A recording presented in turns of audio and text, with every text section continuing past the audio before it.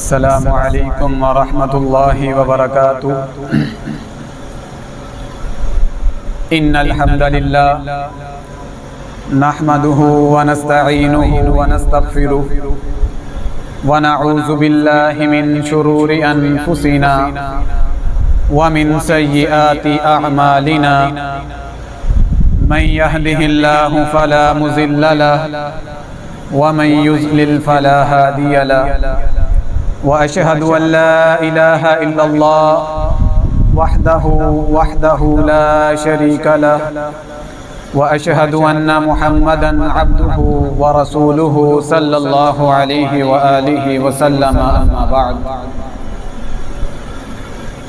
فإن خير الحديث كتاب الله وخير الهدي هدي محمد صلى الله عليه وآله وسلم وشر الأمور محدثاتها وكل محدثة بدعة وكل بدعة ضلالة وكل ضلالة في النار اللهم صل على محمد وعلى آل محمد كما صليت على إبراهيم وعلى آل إبراهيم إنك حميد مجيد اللهم بارك على محمد وعلى آل محمد كما باركت على إبراهيم وعلى آل إبراهيم إنك حميد مجيد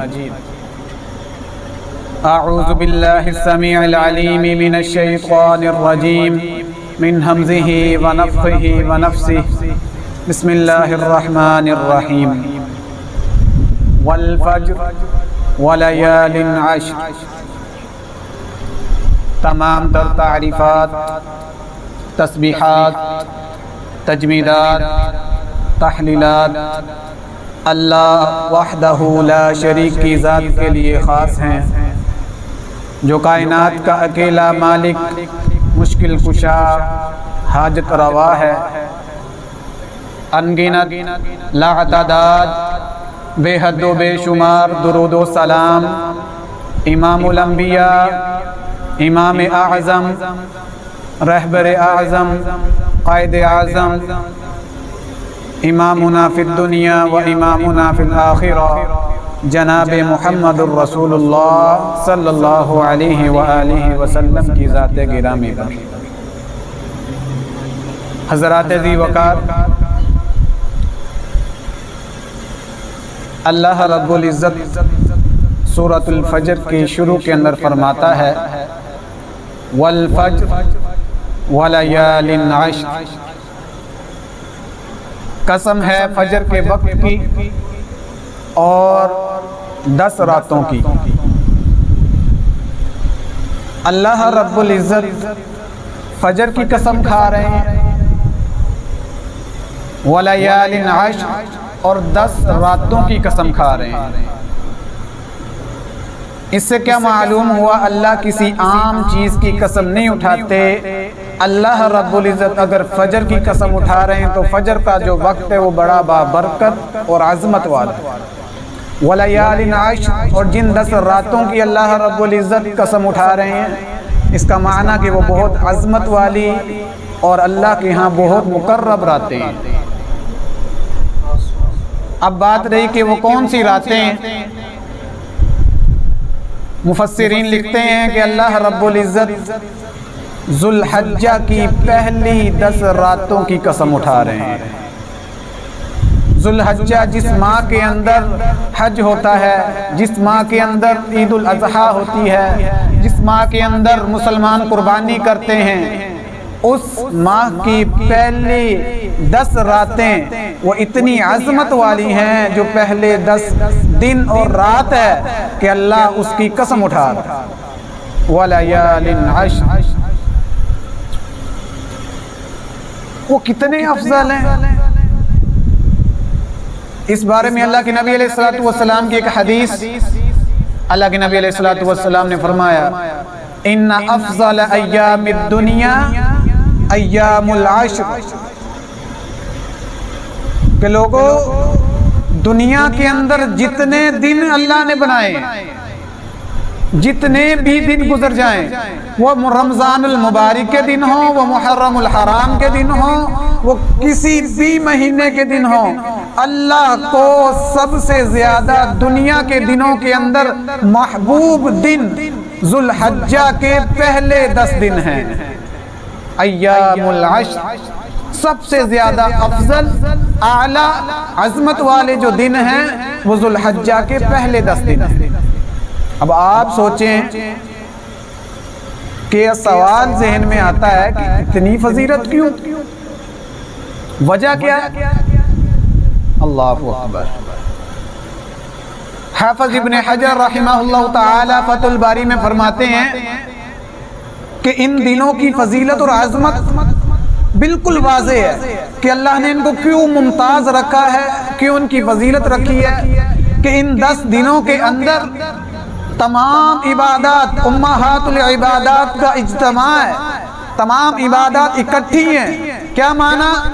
جتنے ارکان اسلام ہے، سب سے بڑا جو اسلام کا رکن ہے وہ حج ہے، وہ اس 10 دنوں کے اندر کیا جاتا ہے۔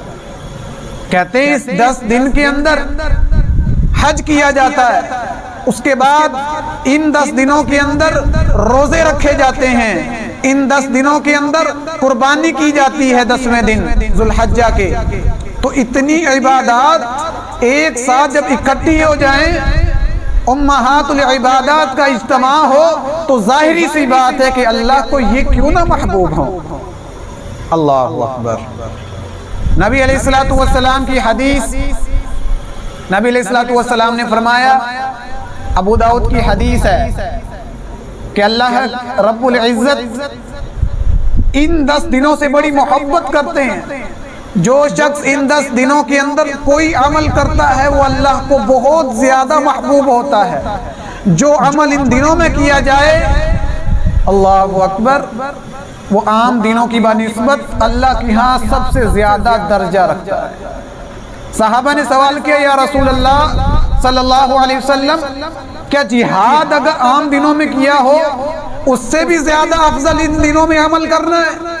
تو میرے پیغمبر علیہ السلام نے فرمایا، ہاں، اگر تم نے عام دنوں میں جہاد کیا ہے اور تم غازی بن کے لوٹے ہو، تم نے ملک فتح کیے ہیں، اس کا کم اجر ہے ان 10 دنوں میں کیے جانے والے اعمال کا زیادہ اجر ہے۔ اللہ اکبر۔ اللہ یہ کہ کوئی بندہ عام دنوں میں جہاد کے لیے جائے، وہ مال بھی لے کے جائے، جان بھی لے کے جائے، لیکن نہ اس کا مال بچے نہ اس کی جان واپس آئے، وہ شہید ہو جائے، اس کا درجہ تو ہے، لیکن جو غازی بن کے آئے، ایک طرف وہ ہے جو جہاد کر کے غازی بن کے آیا ہے، ایک طرف وہ شخص ہے جو ان 10 دنوں کے اندر نیک اعمال کرتا ہے، روزے رکھتا ہے، رب کو راضی کرتا ہے، صدقہ کرتا ہے، کسی بھی قسم کا کوئی عمل کرتا ہے، اللہ کو وہ سب سے زیادہ، جہاد سے بھی زیادہ اللہ کے ہاں محبوب عمل ہے۔ اللہ اکبر۔ آج اکثریت امت اس فضیلت سے محروم ہے۔ اب کل ہفتہ مہینہ یہ ذو القعدہ کا ختم ہو جائے گا، ذو الحجہ کا شروع ہو جائے گا، کل نہیں تو پرسوں اتوار کو، اور ہمارے احباب، ہمارے دوست، ہمارے عزیز و اقارب اس فضیلت سے محروم ہیں، ان کو پتہ ہی نہیں ہے۔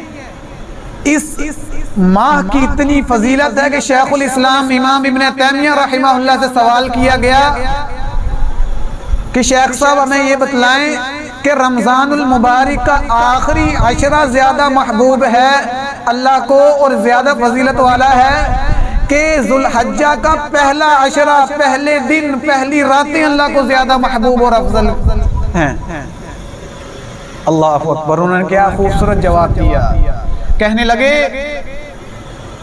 رمضان المبارک کی آخری 10 راتیں زیادہ فضیلت والی ہیں، کیوں؟ ان کے اندر لیلۃ القدر ہے، لیکن ذو الحجہ کے پہلے 10 دن رمضان کے آخری 10 دنوں سے زیادہ افضل ہیں، کیوں؟ ذو الحجہ کے اندر یوم عرفہ کا دن آتا ہے۔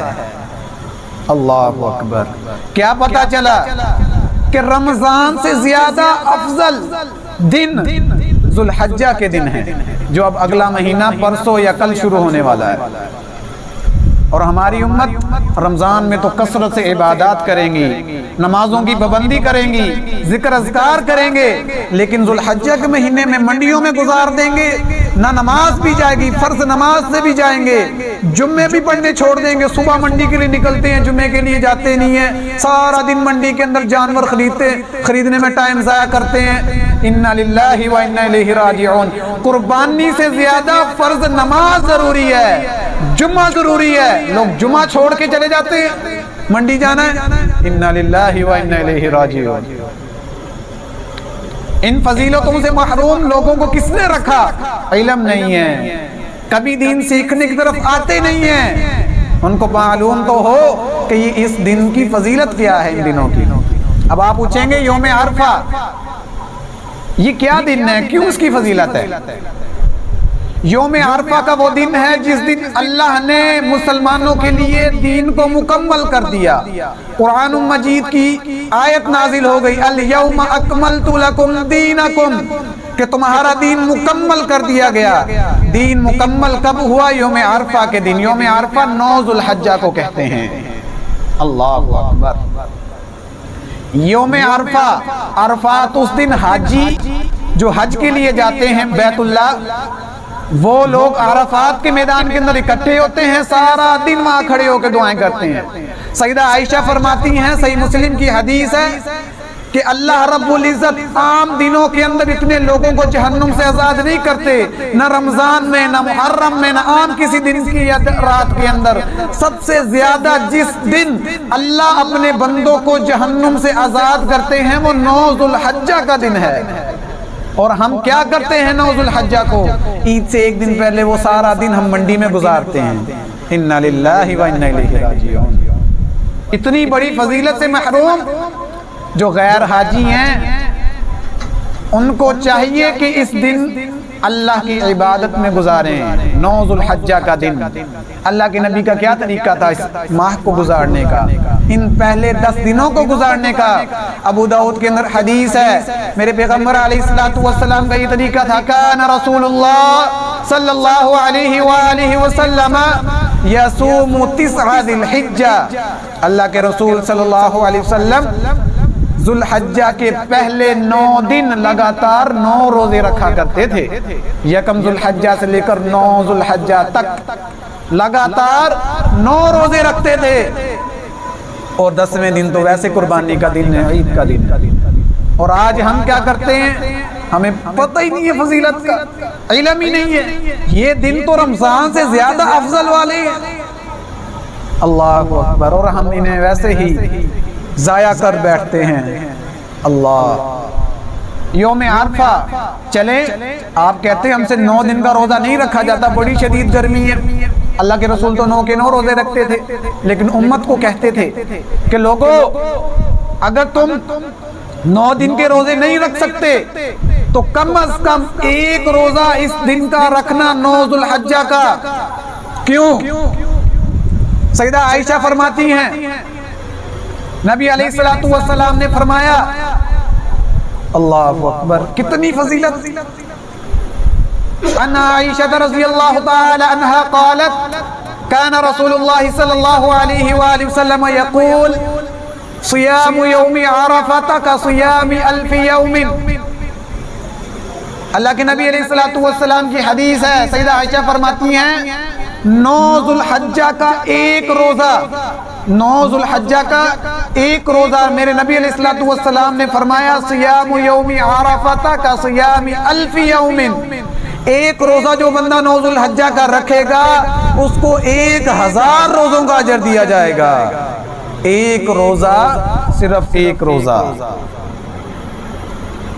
30 روزے آپ رکھتے ہیں، لگ پتہ جاتا ہے رمضان کے جو رکھیں ہیں، آپ کو جب 1 روزہ رکھنے سے 1000 روزوں کا ثواب مل رہا ہے تو آپ وہ دن فضول کیوں ضائع کر رہے ہیں اللہ کے بندو؟ عن ابی قتادہ رضی اللہ تعالی عنہ قال قال رسول اللہ صلی اللہ علیہ وآلہ وسلم صیام یوم عرفہ احتسب علی اللہ ان یکفر السنة التي قبلہ والسنة التي بعدہ۔ صحیح مسلم کی حدیث ہے، ابو قتادہ رضی اللہ تعالی عنہ فرماتے ہیں کہ میرے پیارے پیغمبر جناب محمد الرسول اللہ صلی اللہ علیہ وآلہ وسلم نے ارشاد فرمایا کہ میں اللہ سے امید رکھتا ہوں جو بندہ ایک روزہ 9 ذو الحجہ کا رکھے اللہ رب العزت اس کو کیا اجر دیں گے، کیا فضیلت دیں گے۔ اللہ اس ایک روزے کی بنسبت وجہ سے، ایک روزے کی وجہ سے 1 سال کے ان یکفر السنۃ التي قبلہ والسنۃ التي بعدہ، اللہ رب العزت اس کے پچھلے سال کے 1 سال کے سارے گناہ معاف کر دیں گے اور آنے والے 1 سال کے گناہ معاف کر دیں گے۔ ایک روزہ 9 ذو الحجہ کا۔ سیدنا انس کیا فرما رہے ہیں؟ عن انس رضی اللہ تعالی عنہ قال کان یقال فی ایام الشهر بكل يوم 1000 ويوم عرفة 10,000 يوم۔ سیدنا انس فرماتے ہیں رضی اللہ تعالی عنہ کہ ہمارے نزدیک، اللہ کے نبی کے جلیل القدر صحابی ہے انس بن مالک، وہ فرما رہے ہیں ہمارے نزدیک ذو الحجہ کے جو 10 دن ہیں وہ ہر ایک دن ہمارے نزدیک 1000 دنوں کے برابر ہے۔ فی ایام العشر بکل یوم 1000، ہر ایک دن ہمارے نزدیک 1000 دن کے برابر ہے۔ وَيَوْمُ عَرَفَةَ 10,000 يَوْمٍ، اور 9 ذو الحجہ کا جو دن ہے 9 تاریخ کا، عید سے پہلے والا جو ایک دن ہے 9 تاریخ کا، وہ ہمارے نزدیک 10,000 دنوں کے برابر ہے۔ وہ ایک دن آپ روزہ رکھیں 10,000 روزوں کا اجر، وہ ایک دن روزہ رکھیں آپ کو اللہ رب العزت اتنی نیکیاں عطا کریں گے، یہ فضیلت عطا کریں گے کہ آپ کے 1 سال کے پچھلے گناہ معاف، 1 سال کے آنے والے گناہ معاف۔ اللہ اکبر۔ اور آج ہم غفلت میں پڑے ہوئے ہیں، انا للہ و انا الیہ راجعون۔ اب کچھ بھائی سوال کرتے ہیں ہم تو اگر ہم بیمار ہو جائیں یا ہم بیمار ہیں، ہم بزرگ ہو گئے ہیں یا ہماری ایسی بیماری ہے یا ایسی بیماری نہیں ہے، وقتی طور پہ ہمیں ایسی بیماری لاحق ہو گئی ہے کہ 9 تاریخ کا ہم روزہ نہیں رکھ سکے یا نہیں رکھ پائیں گے، تو کیا ہم کریں؟ میرے بھائیوں، میرے نبی رحمت للعالمین ہیں، وہ بیماروں کا بھی سوچتے ہیں، وہ امیروں غریبوں سب کا سوچ کے جاتے ہیں کہ کوئی اجر سے محروم نہ رہ جائے۔ ایک حدیث سنیں، جو لوگ روزہ نہیں رکھ سکتے 9 تاریخ کا، وہ کیا کریں 9 تاریخ والے دن؟ عن الفضل بن عباس رضی اللہ تعالی عنہما عن النبی صلی اللہ علیہ وآلہ وسلم قال من حفظ لسانه وسمعه وبصره يوم عرفة غفر له من عرفة الى عرفة۔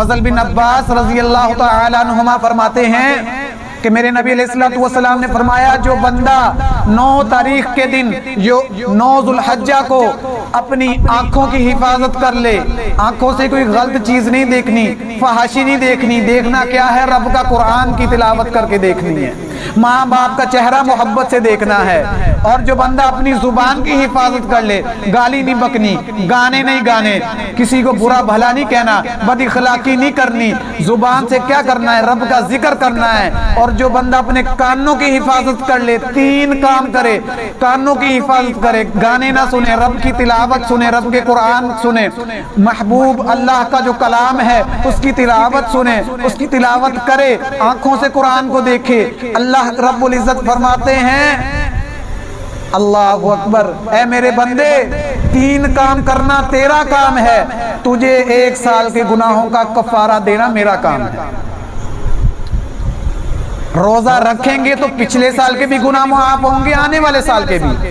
جو بندہ روزہ نہیں رکھ سکتا 3 کام کر لے، آنکھوں کی حفاظت، کانوں کی حفاظت، زبان کی حفاظت، تو میرے نبی نے فرمایا اللہ اکبر غفر لہ من عرفۃ الی عرفہ، اللہ اس کے اس دن سے لے کر اگلے عرفے کے دن تک سارے گناہوں کو معاف کر دیتے ہیں۔ اب ہم سوال کریں ہمارے گناہ تو آئندہ آنے والے سال کے معاف ہو گئے کہ ہم گناہ کریں؟ کسی اہل علم سے سوال کیا گیا کہ جو روزہ رکھ کے، حدیث میں تو آتا ہے کہ آنے والے سال کے گناہ معاف ہو گئے، تو جو گناہ کرتے ہیں کیا اس کا روزہ قبول نہیں ہوا؟ کیا معنی ہے اس کا؟ معنی یہ ہے کہ آپ کا ایک روزہ یہ بڑی فضیلت والا ہے، بہت اجر والا ہے، اس کا یہ فائدہ ہوگا کہ 1 سال آپ کو اللہ گناہ کی توفیق ہی نہیں بخشے گا.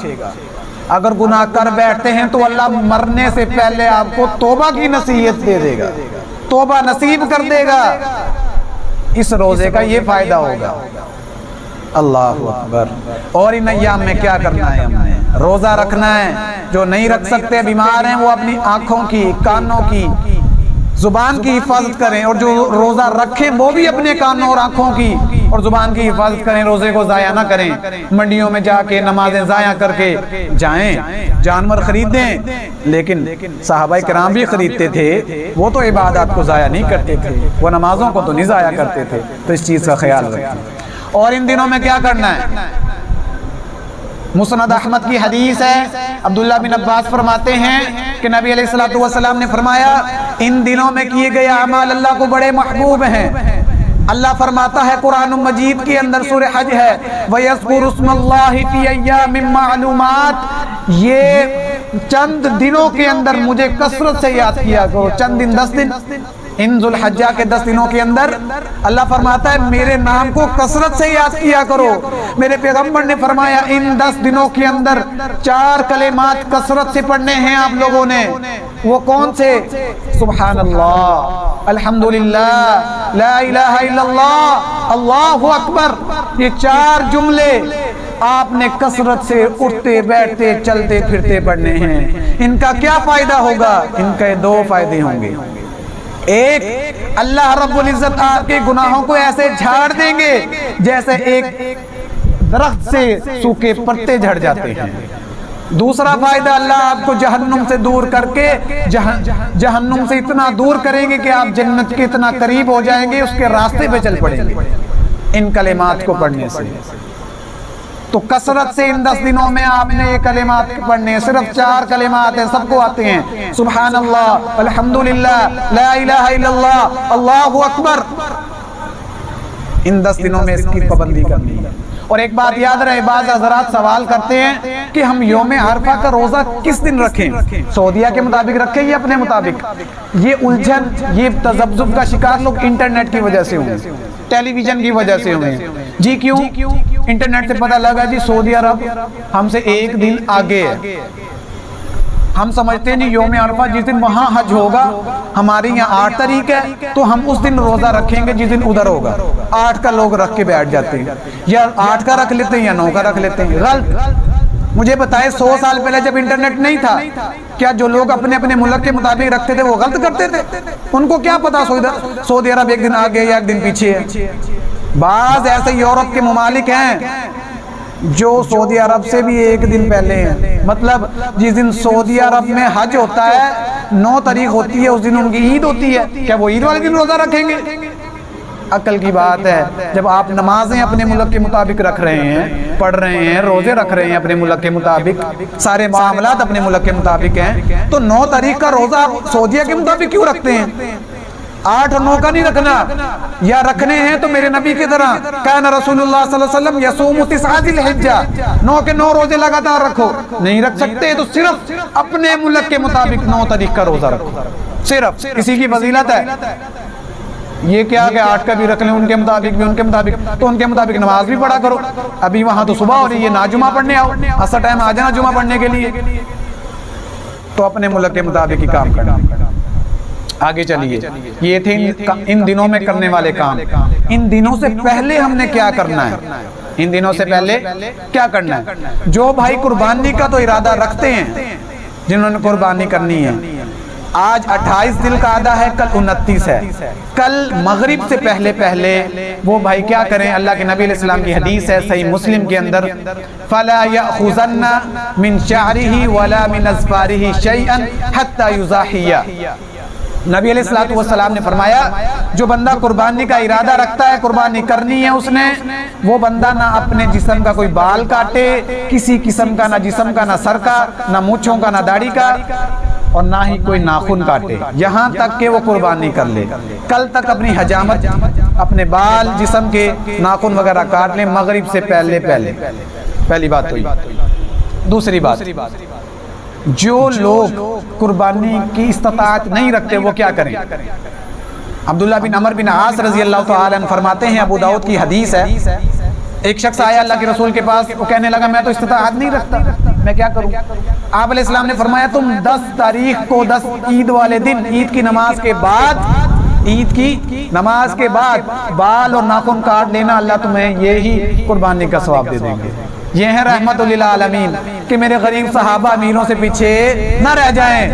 جو قربانی کی استطاعت نہیں رکھتا وہ بندہ کیا کرے، کل اپنے بالوں کو وہ بھی کاٹنا چھوڑ دے، کل کٹوا لے، مغرب کے بعد جب چاند دکھ جائے نہ بال کاٹے نہ وہ کوئی کسی قسم کے ناخن کاٹے۔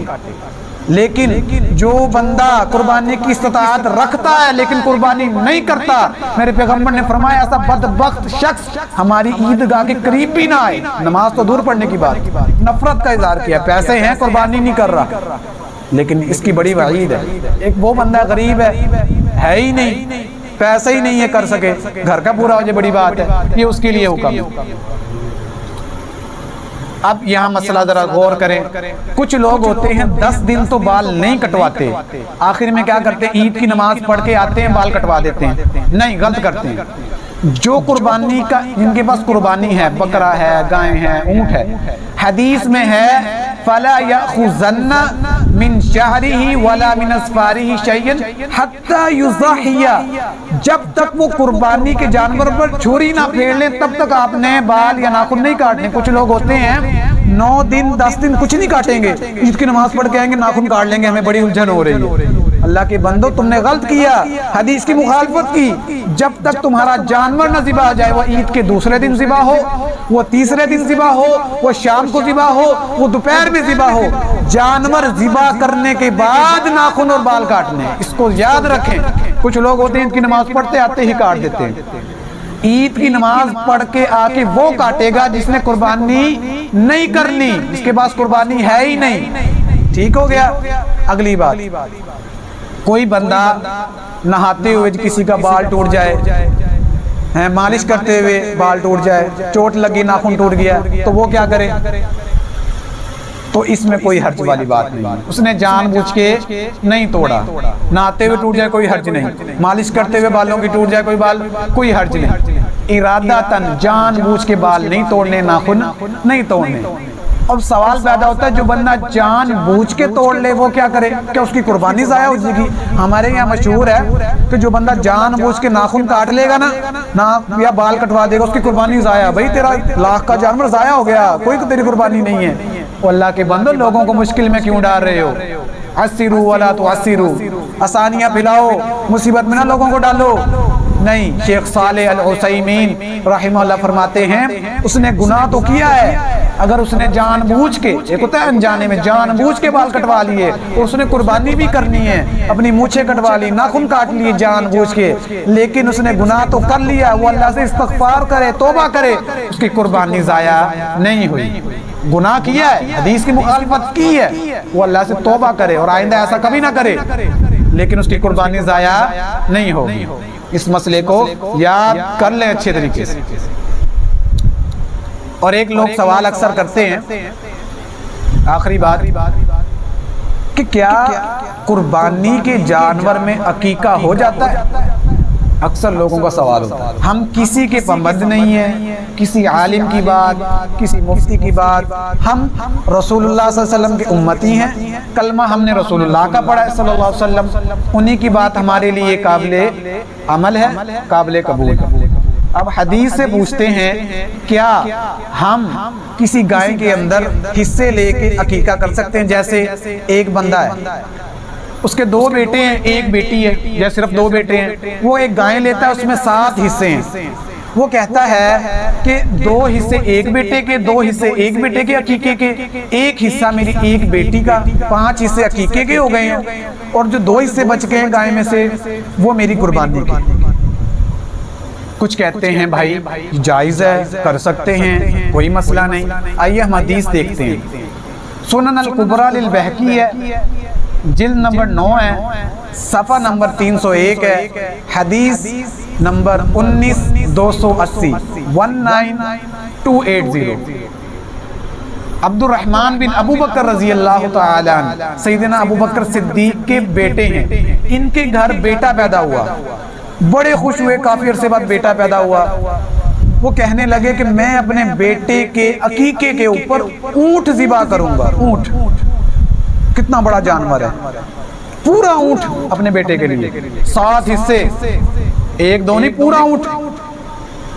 سیدہ عائشہ کو پتہ لگا کہ میرا بھائی یہ کہہ رہا ہے کہ میں نے اونٹ کرنا ہے. سیدہ عائشہ نے کیا الفاظ کہے؟ قالت معاذ اللہ ولكن ما قال رسول اللہ صلی اللہ علیہ وسلم شاتان مکفعتان. اللہ کی پناہ ہو ایسے عقیقے سے. کیا تمہیں اللہ کے رسول کی حدیث بھول گئی؟ اللہ کے رسول صلی اللہ علیہ وسلم کیا طریقہ تھا؟ اللہ کے رسول لڑکے کے لیے 2 بکرے ہم عمر یا 2 بکریاں یا 2 بھیڑ یا 2 دمبے کرتے تھے. لڑکی کے لیے 1 بکری 1 بھیڑ یا 1 دمبا, کوئی بھی ان میں سے. یہ یاد رکھیں. سیدہ عائشہ رضی اللہ تعالیٰ نے کیا فرمایا؟ اپنے بھائی کو اونٹ ذبح نہیں کرنے دیا عقیقے کے لیے. کیوں؟ کہ آپ پورا اونٹ بھی کر لیں تو عقیقہ نہیں ہوتا. عقیقہ چھوٹے جانور میں ہے. قربانی کے لیے تو یہ ہے نا کہ آپ گائیں کر لیں, اونٹ کر لیں, بکرا کر لیں, قربانی ہو جائے گی. عقیقے کے لیے صرف ایک قسم کا جانور ہے, ایک کیٹیگری کا. دمبا ہو چھوٹے جانوروں میں, دمبا ہو, بھیڑ ہو, بکرا ہو, ان جانوروں میں عقیقہ ہوتا ہے, بڑے جانوروں میں نہیں ہوتا. جو کہتے ہیں وہ اپنی سوچ سے کہتے ہیں. اللہ کے رسول صلی اللہ علیہ وسلم سے یہ ثابت ہی نہیں ہے کہ اللہ کے رسول نے اجازت دی ہو یا صحابہ نے یہ کیا ہو کہ بڑے جانور میں عقیقہ کیا ہو. نہیں, حدیث آپ نے سن لی. سیدہ عائشہ رضی اللہ تعالیٰ عنہ کا موقف سن لیا. عالمہ ہیں, فاضلہ ہیں. سیدہ عائشہ مومنوں کی ماں ہیں. سیدہ عائشہ رضی اللہ تعالیٰ عنہ میرے پیغمبر کی پیاری بیوی ہیں. بہت سی سینکڑوں احادیث ان سے روایت ہے. انہوں نے اپنے بھائی کو حدیث کی مخالفت کرنے دی نہیں کی. آج مسلمان کس کی بنا پر حصوں میں عقیقے کر رہے ہیں؟ مجھے ایک بات بتلائیں, آخری بات ہے بالکل. ایک جانور کا سینگ ٹوٹا ہو, اللہ کے نبی نے فرمایا اس کا عقیقہ اور اس کی قربانی نہیں ہوتی. کسی جانور کی لات کٹی ہو, اس کی قربانی نہیں ہوتی. آپ یہ بتائیں, ایک قربانی کا جانور ہے, اس کے اندر ایک حصہ اگر عقیقے کا نکال لیا جائے, ایک حصے کے اندر 8-10 کلو گوشت ہوگا. آپ ایک قربانی کے جانور میں سے 8-10 کلو گوشت نکال لیں. مجھے بتائیں, جس جانور کا سینگ نہ ہو, ٹوٹا ہو, نہ ہم نے سینگ کو کھانا, نہ وہ استعمال میں آتے ہیں, وہ پھینکنے ہیں. جس جانور کا سینگ نہ ہو تو اس جانور کی قربانی نہیں ہوتی. ہم جس جانور میں سے 8-10 کلو عقیقے کا حصہ ہی نکال دیں, اب بتائیں اس جانور کا اتنا زیادہ گوشت نکل جائے تو کیا اس کی قربانی ہوگی؟